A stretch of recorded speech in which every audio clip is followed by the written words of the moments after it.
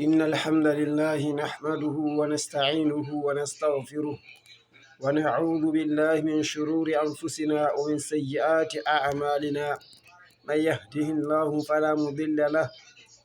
ومن يضلل فلا هادي له، وأشهد أن لا إله إلا الله وحده لا شريك له،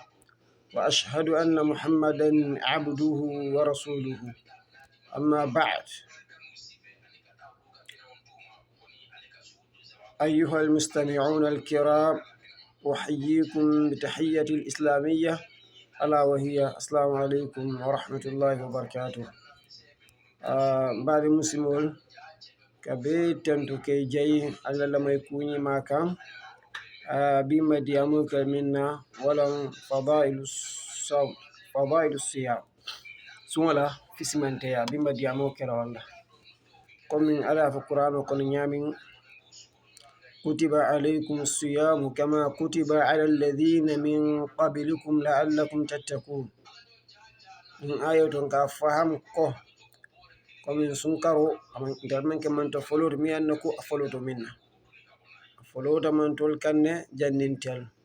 أنتم كذلك أقول يوم على فرينين تلفرنكا سنة دور كتوك أنت سيدي أربطولا أنين سلابون دولا أنين على توفين قملا ولا ذكر الله أكبر. على توفين قم فانك نتباري من نافل وكينو على توفين قمك نيمو كينو سلابون دوك نيمو كينو يباركن نورك كاكتا كان نوال موتا كان يار موتا يتولول نمبر سوفو نميتو على سوكولا إن كارو دي كاربو نيارم بالو بعد مسلمول نمي يالو إن كارو كنو قرآن جيدو كنو علي قرآن جيني إن كاربو نيارم كنو أنو ليلة القدر فرن أبا إن كاربو نيارم كنو على الكلاب أنكي من قام رمضان إيمانا واحتسابا غفر له ما تقدم من ذنبه. كمومو لوتا سنكرولا نكر بنيارن بالا نافلوك نلي منيالا أنجيكو براجولا أليس أينيا كلام ينيو يانا الخلياس كارسولي فرانكفو ميلتو من إخلاص ولا أليس إلا جوبو بكفر ميانكو تميتا فون دم هذا ما فان كاين دم وين كيف ندور كتو نيم كاربو نيارون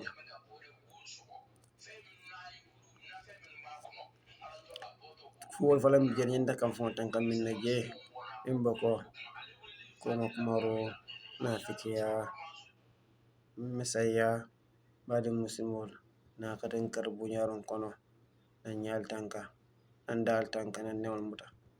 كابو نقول لهم من فتنتي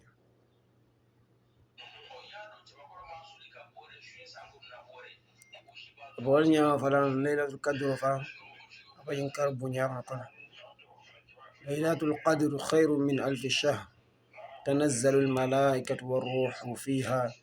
بإذن ربهم من كل أمر سلام هي حتى مطلع الفجر. ليلة القدر فلان بينكر بنيار بعدهم من فان كنو تديالا مامو بيكون تديالا